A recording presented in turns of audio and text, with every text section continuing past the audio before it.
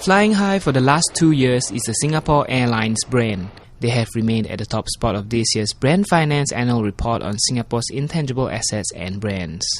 SIA leads the pack of Singapore's top brands, followed closely by Wilmar, DBS, Keppel, and Asia Pacific Breweries, which have also maintained their rankings this year. SIA also received a AAA brand rating despite the airline industry shrinking due to the recession, a feat that is certainly worth learning from. SIA is not just a model for Singaporean companies, it's also a model for global companies.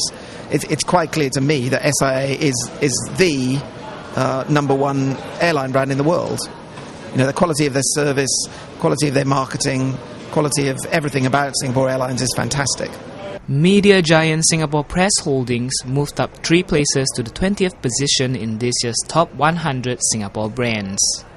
It's a fantastic company, and it's actually strengthened its mastheads and brands over the year, and the values have risen, and it's doing an extremely good job.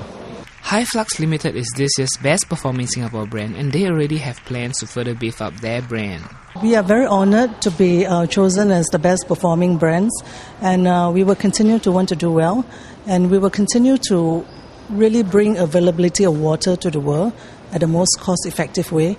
And hopefully with that, we hope to strengthen our brand equity much further than this, really. These brands aside, with the current economic recession, just how well did Singapore brands fare? I think generally they've done not so well because the perceived value of all intangibles and brands has taken a big hit this year. So from a financial point of view, they've not done so well.